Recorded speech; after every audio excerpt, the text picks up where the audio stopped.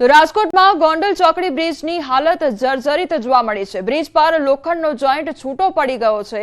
લોખંડના જોઈન્ટ પરની પટ્ટીઓ છૂટી પડી નીકળી ગઈ છે।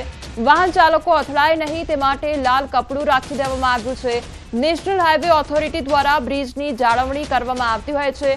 તો રાહદારીએ વિડીયો ઉતારી સોશિયલ મીડિયામાં વાયરલ કર્યો હતો। તો આખી ઘટના જે વિડીયોમાં કેદ થઈ છે જેમાં બ્રિજ જર્જરિત હાલતમાં જોવા મળી રહ્યો છે અને આ અંગે કામગીરી પણ કરવામાં આવી રહી છે। તો ગોંડલ ચોકડી પાસેનો આ બ્રિજ કે જ્યાં જર્જરિત હાલતમાં આ બ્રિજ જોવા મળ્યો છે જેના કારણે વાહન ચાલકોને પણ મુશ્કેલીનો સામનો કરવો પડી રહ્યો છે। રાજકોટ નેશનલ હાઈવે પર ગોંડલ ચોકડીના બ્રિજની હાલ બેહાલ થયા છે।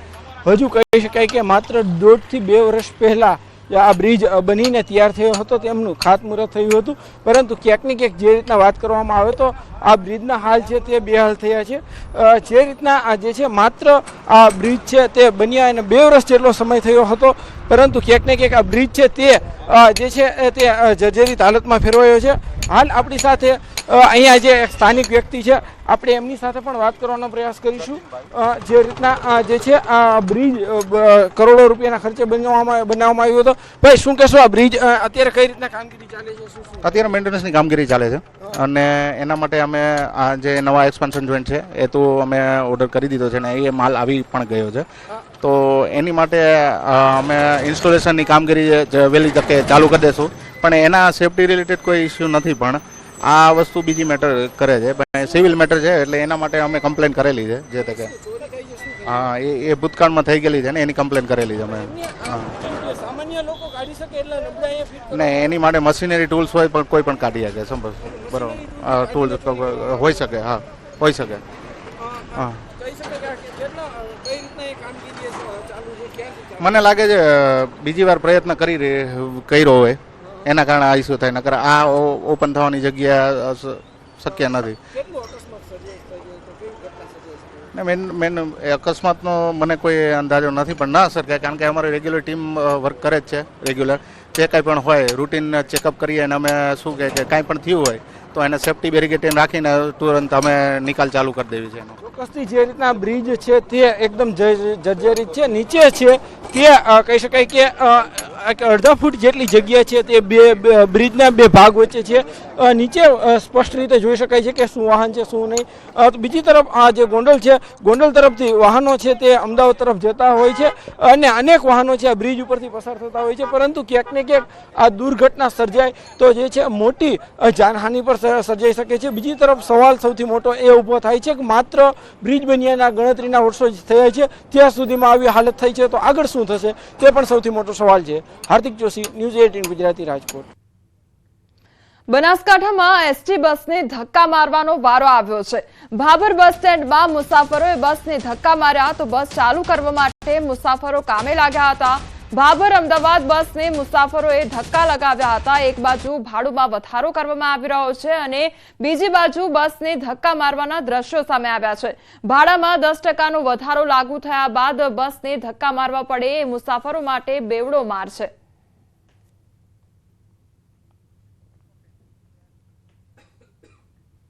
વડોદરાના સાવલીની મંજુસર જીઆઈડીસીમાં કંપનીમાં ભીષણ આગ લાગવાની ઘટના બની। જીઆઈડીસીમાં વહેલી સવારે અચાનક આગ લાગતા નાસભાગ મચી ગઈ હતી। ટાઇલ્સનો પાવડર બનાવતી કંપનીમાં આગ લાગી હતી।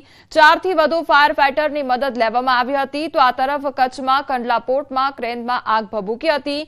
જેટી નંબર 7માં ઉભેલી ક્રેનમાં આગ ભભૂકી હતી। તો બીજી તરફ અરવલ્લીના મેઘરજ તાલુકા વિસ્તારના ડુંગર પર આગ લાગી હતી। ઢેકુડી ગામ પાસે જંગલમાં ભીષણ આગ લાગતા વનરાજ બળીને ખાક થઈ ગઈ હતી। ત્યારે સુરતના મેટ્રોના પિલરમાં પણ આગ લાગવાની ઘટના બની હતી। વેલ્ડિંગની કામગીરી દરમિયાન મેટ્રોના પિલરમાં આગ લાગી હતી। તો ફાયર વિભાગને જાણ થતા ફાયર ફાઇટરો ઘટના સ્થળે પહોંચ્યા હતા। પાણીનો મારો ચલાવી ફાયર વિભાગે આગ પર કાબુ મેળવ્યો હતો। શહેરના રિંગ રોડ નજીક આગનો બનાવ બન્યો હતો।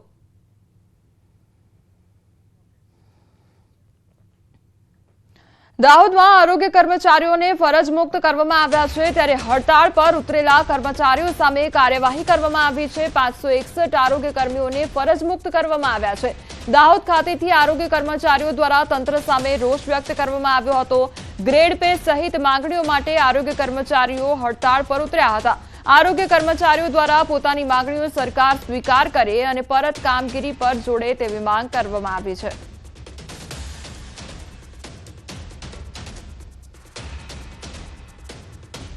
દાહોદ જિલ્લા પંચાયતની આરોગ્ય શાખા સાથે જોડાયેલા જે 561 જેટલા કર્મચારીઓને અત્યારે ફરજ મુક્ત કરવામાં આવ્યા છે, ત્યારે ક્યાંક ને ક્યાંક જે 4 કેડરના આરોગ્ય કર્મચારીઓ છે તેઓમાં પણ હાલ રોષ જોવા મળી રહ્યો છે. પોતાની પડતર માંગણીઓને લઈને જેઓ કે હડતાલ પર ઉતર્યા હતા, ત્યારબાદ તેઓને ફરજ પરથી છૂટા કરી દેવામાં આવ્યા છે. આપણી સાથે આરોગ્ય કર્મચારી છે, તેઓ સાથે વાતચીત કરીશું. શું નામ છે આપનું? મારું નામ છે લાલાભાઈ પરમાર, MPHS. હું ધાનપુરથી આવું છું.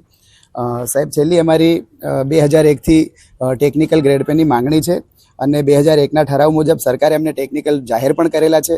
અમે 2018માં, 2019માં, 2022માં અમે ક્રમશઃ સરકાર પાસે માંગણી પણ કરી. અમે અમારા આંદોલન પણ કરવું પડ્યું, પરંતુ સરકારે અમારી કોઈ પણ માંગણી આજ દિન સુધી સ્વીકારી નથી.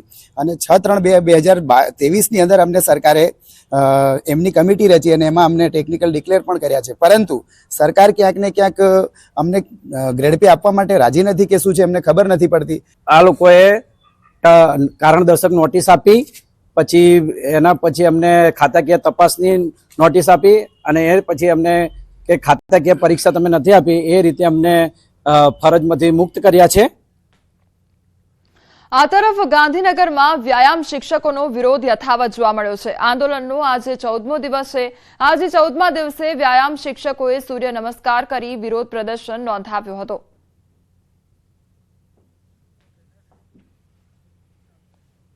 આણંદના બોરસદમાં તોડબાજનો વિડીયો વાયરલ થયો છે. મર્ડર કેસમાં ફસાવાની ધમકી આપી રૂપિયા પડાવ્યા અને મહિલા પાસેથી 15,000નો તોડ કર્યો છે. બોરસદના દાવોલ ગામે પોલીસના નામે ધમકી આપી હત્યાના કેસમાં ફસાવાની ધમકી આપી તોડબાજે 15,000 ખંખેરી લીધાનો વિડીયો વાયરલ થયો છે. દાવોલ ગામની મહિલાના પતિએ અકસ્માત સર્જ્યો હતો અને અકસ્માતમાં ઇજાગ્રસ્ત યુવકનું મોત નીપજ્યું હતું, જે અંગે બોરસદ ગ્રામ્ય પોલીસમાં અકસ્માતે મોતનો ગુનો નોંધવામાં આવ્યો હતો. મહિલાને ધમકીઓ આપી ડરાવીને રૂપિયા પડાવી લીધાનો વિડીયો વાયરલ થયો છે. જો કે ન્યૂઝ 18 ગુજરાતી આ વિડીયોની પુષ્ટિ નથી કરી રહ્યું.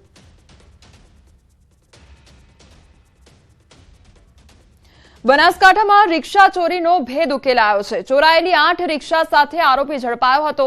અમદાવાદમાં 8 સ્થળોએ ચોરીનો ભેદ ઉકેલાયો હતો. બાતમીના આધારે દિનેશ વાલ્મીકીને ઝડપી પાડતા પૂછપરછમાં મામલો સામે આવ્યો. અમદાવાદની 8 જગ્યાએ રિક્ષા ચોરીનો ભેદ ઉકેલાયો.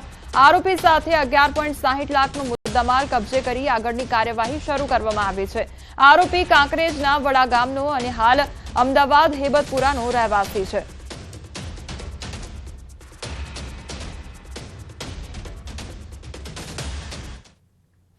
સમગ્ર દેશમાં આજે ચેટીચાંદની ઉજવણી થઈ રહી છે, ત્યારે અમદાવાદમાં નરોડા ખાતે ચેટીચાંદની ઉજવણીમાં મુખ્યમંત્રી ભૂપેન્દ્ર પટેલ હાજર રહ્યા છે. અમદાવાદ મ્યુનિસિપલ કોર્પોરેશન દ્વારા કરવામાં આવ્યું હતું આયોજન. મુખ્યમંત્રી ભૂપેન્દ્ર પટેલે શોભાયાત્રાનું પ્રસ્થાન કરાવ્યું.